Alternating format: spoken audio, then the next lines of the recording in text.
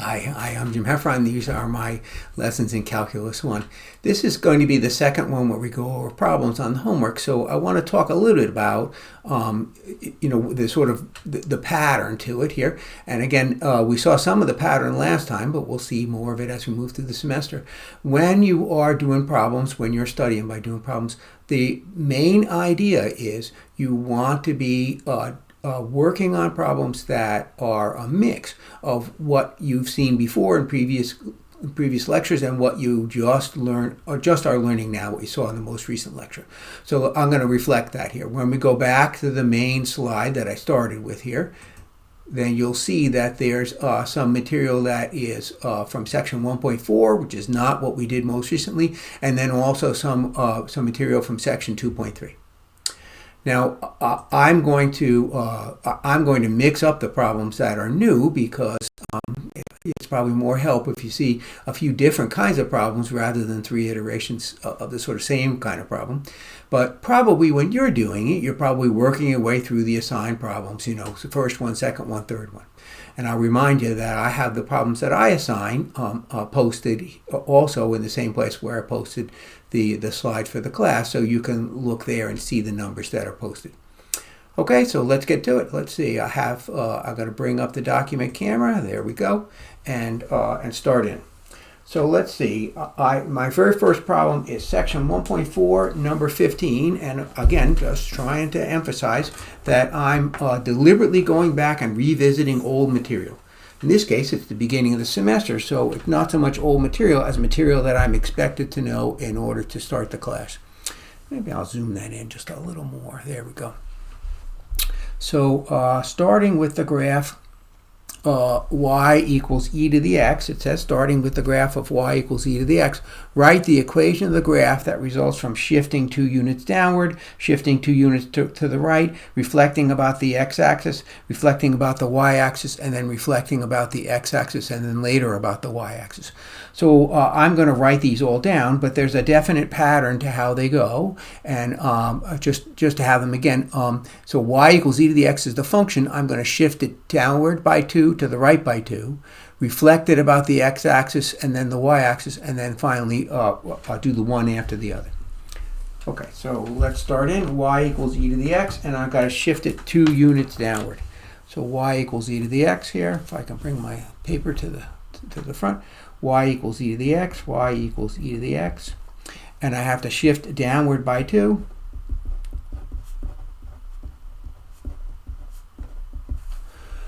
So the idea is I want to shift by -2 in the y direction.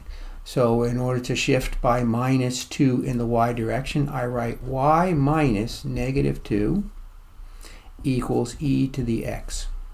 I know that's y plus 2, and I know that when you rewrite that, you're going to have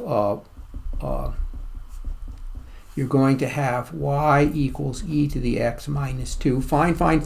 But I'm trying to illustrate a point that if you want to work on some kind of transformation on the up or down axis, and then you write down, it's down by 2, so you write down the -2 here. So you take y minus, and then you write -2 there. If you want to shift, if you want to shift to the right by 2,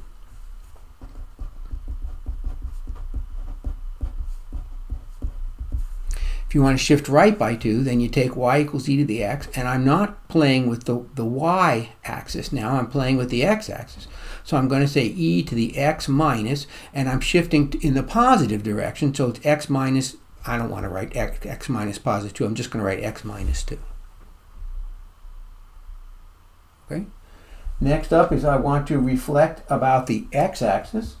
Reflecting about the x-axis means changing things that are above the x-axis to things that are below the x-axis. So we're going up and down. So reflect about the x-axis. That is, you change things that are up to things that are down and vice versa. So I'm going to replace y, what's written up here as y, I'm going to replace it with minus y equals e to the x. And probably most folks in the room are going to want to write that as y equals negative e to the x. Fine, that's fine. Whoops, fell off the slide. And then maybe I should unzoom a little bit. There we go. I zoomed in to get close to the book. And then reflect about the y-axis.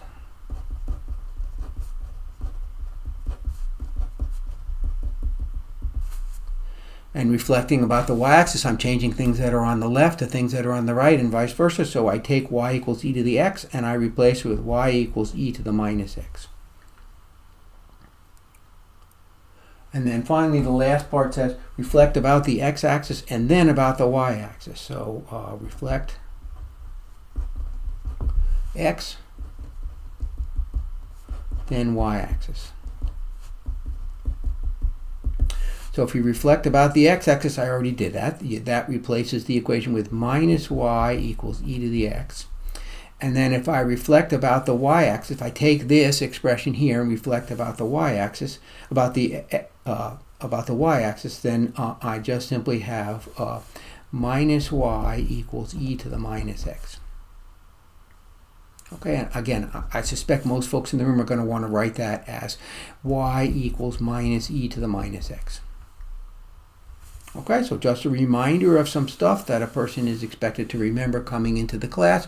Maybe some of it you can do with a review, which is exactly why we're reviewing it.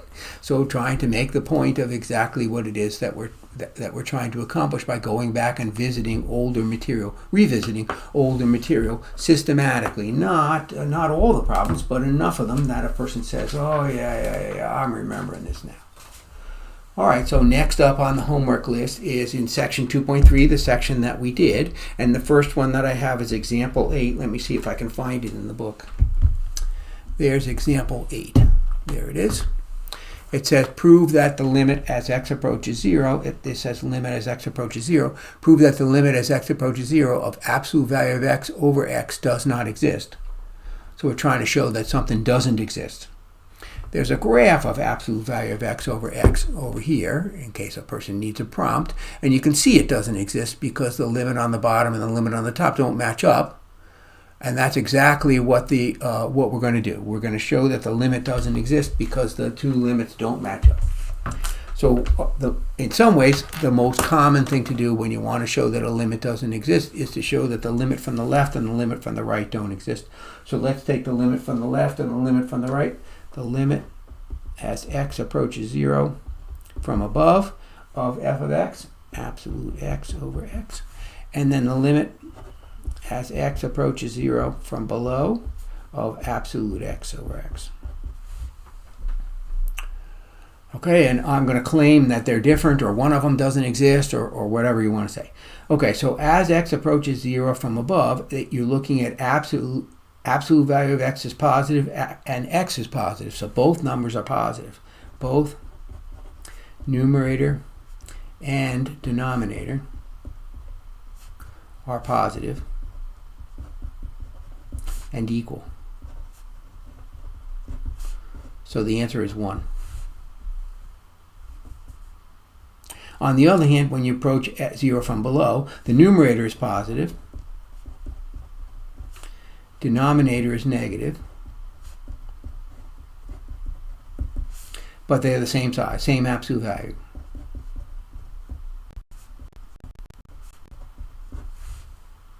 So the answer is minus 1. So the limit of the top and the limit of the bottom are unequal, so the two limits are unequal. Two sides give unequal limits. So overall limit does not exist. Okay, not defined, it does not exist, however you like to phrase it. Okay, I like DNE because it's easy to abbreviate. Let's see, so next we're going to look at some problems, so let me flip to my problem section. It says question 3 for starters, so let me dig it up here, put it on the slide, put it on the screen. There we go. Limit, zoom in. Limit as x approaches 5 of 4x squared minus 5x. Limit as x approaches 5 of 4x squared minus 5x. I'm not perfectly sure why they put parentheses around the 4x squared minus 5x, except maybe you'd be confused. I don't know. I'm going to leave them out. So the limit as x approaches 5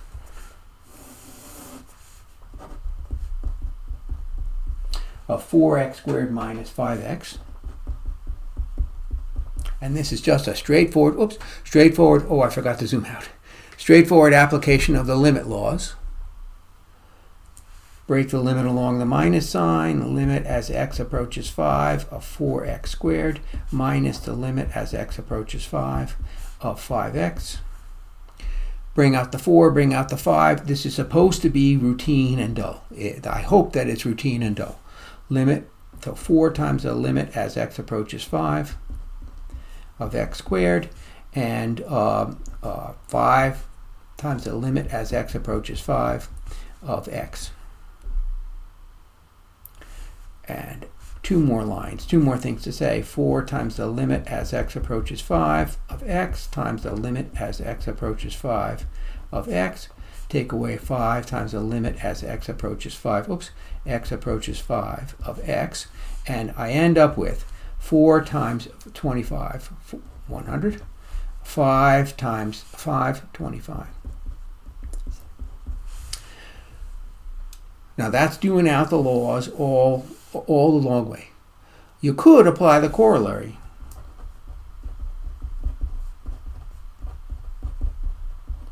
Since this is a polynomial, plug into the polynomial. Fair enough. That's a perfectly fine way to do the problem based on what we know now, having seen the whole section.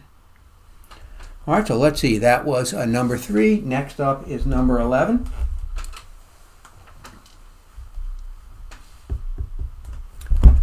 Number 11 says the limit as x approaches minus 2 of 3x minus 7.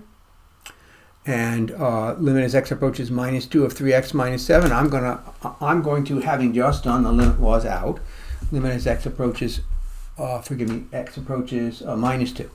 Limit as x approaches minus 2 of 3x minus 7. And again, I'm going to leave out the parentheses. Of 3x minus 7. And I'm just simply going to apply the corollary. Corollary says it's a polynomial. You can just plug in minus 2. 3 times minus 2, take away 7. So what do we get here? A minus 6, take away 7. Anyway, just simply plug in the minus 2. So that's good. It saves you a certain amount of writing in the easy case. And then the last one is number 21. Last one for today that I'm going to do is number 21, but I asked for more. 21 says the limit as h approaches 0 of h minus 3 squared, take away 9 over h. And of course you can see it's a fraction, but it has a limit of the denominator of 0. So let's have a look at that. I think I have room down at the bottom. Limit as h approaches 0 of let's see, it's h minus 3 quantity squared, take away 9. H minus 3 quantity squared, take away 9 over h. And again, the interesting thing here, the thing that matters is we notice that if you were to split this into a limit of the numerator and a limit of the denominator, you'd have a limit of the denominator is 0 until the rules don't apply to this case. The rules don't say that if you have a limit of the denominator is 0, then you automatically get does not exist. That the rules don't say that. But they at least say that we can't split into top and bottom because we have a 0 on the bottom. So the only thing we can do is to do some work. Limit as h approaches 0. Let's see if I can square this thing correctly. Let's see, I get h squared, take away 6h, add 9, take away 9. All right, so I see the 9s. Limit as h approaches 0 of h squared, take away 6h, over h, and the thing to do here is to factor out the h. Limit as h goes to 0 of h times over h, and I can see the future here. I'm going to cancel those h's and it'll all be easy. So if you factor out an h, you get h minus 6. Please, you do not get h minus 6h, please. When you factor out the h, you got to factor it out of both terms. Anyway, easy to see how a person in a hurry could make that mistake. Cancel the h's. H does not equal 0 in the limit, so you're allowed to cancel the h's, and so you get the limit as h goes to 0 of h minus 6, and that's minus 6. Okay. Okay, great. So that's the homework examples that I'm going to do for section 2.3, and we'll see you for the next section. Very good.